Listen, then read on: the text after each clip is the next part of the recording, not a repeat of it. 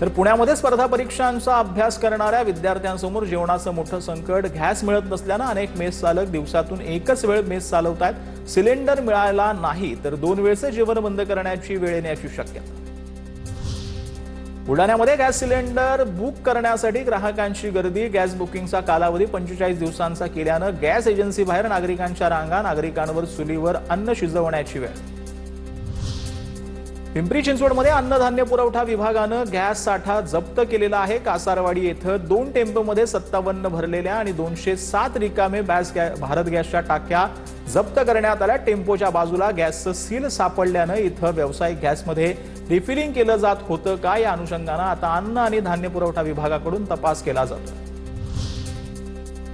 गडचिरोली जिल्ह्यातही LPG gas पुरवठ्याची कमतरता आहे. गॅस एजन्सीसमोर स्थानिकांची गर्दी पाहायला मिळते. 70% स्थानिक एलपीजीवर अवलंबून आहे.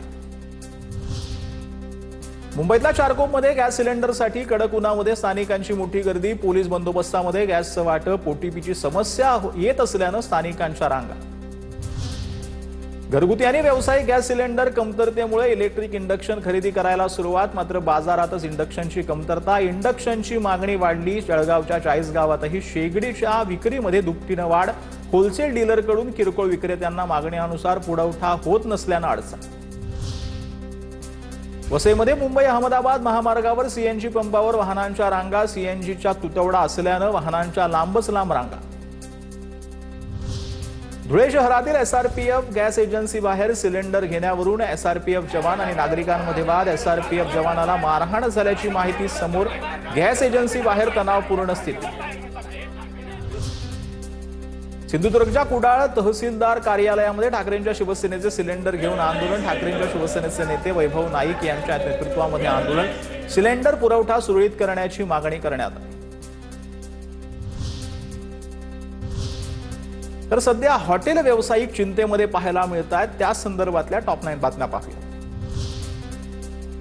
पुण्यामध्ये एमजीएल कडून गॅस पुरवठा अखंडित राहणार. 100% गॅस पुरवठा सुरू राहणार असल्याची एमजीएनएल प्रशासनाची माहिती पाहायला मिळते.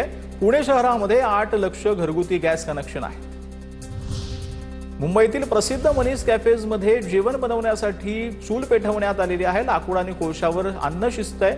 दादर माटुंगा परिसरातील 5 ते 6 मनीषच्या कॅफेमध्ये चुलीवरच जेवण केलं जातं. हिंगोलीमध्ये घरगुती गॅसचा पुरवठा सुरळीत. मात्र व्यावसायिकांना गॅस वितरण बंद. स्वीट मार्ट व्यवसायावर परिणाम. कमी पदार्थांची विक्री. लातूरमध्ये कमर्शियल गॅस पुरवठा पूर्णतः बंद. आरोग्य आणि शिक्षण संस्थांना प्राधान्यानं गॅस पुरवठा करण्याचा प्रशासनाचा निर्णय. हॉटेल चालकांचा जिल्हाधिकाऱ्यांसोबतच्या बैठकीत तोडगा नाही. महापालिकेच्या 5.5 लाख विद्यार्थ्यांची मध्यान्ह भोजन योजना संकटात. मध्यान्ह भोजनाऐवजी केळी आणि फळं देण्याचा निर्णय. काही शाळांमध्ये वरण भाताऐवजी खिचडी दिली. गॅस टंचाईच्या शाळांमध्येही परिणाम. गॅसच्या मर्यादित उपलब्धतेमुळे पदार्थ बदलल्याची माहिती. आखाती युद्धामुळे लग्नाच्या पंक्तीवर टांगती तलवार. पिंपरीमध्ये गॅसचा तुटवडा निर्माण झाल्यानं कॅटरर्सकडून गॅस उपलब्ध करून देण्याची मागणी होते. कॅटरर्सने हात झटकल्यानं वराड्यांच्या जेवणाचा प्रश्न निर्माण झाला. अमेरिका इराण युद्धामुळे गॅस सिलेंडरची मोठ्या प्रमाणात टंचाई निर्माण झालेली आहे. अनेक हॉटेल चालकांवरती सिलेंडर अभावी हॉटेल बंद करण्याची वेळ आली आहे. तर पर्यायी व्यवस्था म्हणून कोळसा खरेदीवरती नागरिकांनी भर दिला. यामुळे कोळशाच्या दरामध्ये मोठी वाढ झाली. 40 रुपये प्रति किलो मिळणारा कोळसा आता 50 रुपये प्रति किलो मिळू लागला.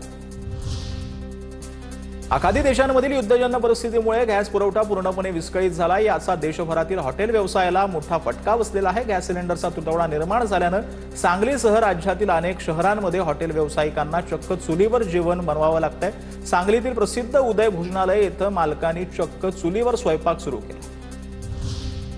ग्रेटर नोएडामध्ये सिलेंडरचा काळा बाजार सुरू होता. भरलेल्या सिलेंडरमध्ये 2 ते 3 किलो गॅसचा तुटवडा दाखवला. हा व्हिडिओ व्हायरल झाला. ग्राहकाला सिलेंडर मिळाल्यानंतर त्याच वजन करण्यात आलं, ज्यामध्ये 2 किलो गॅस कमी दिसल्यानं नागरिकांनी नाराजी व्यक्त केली.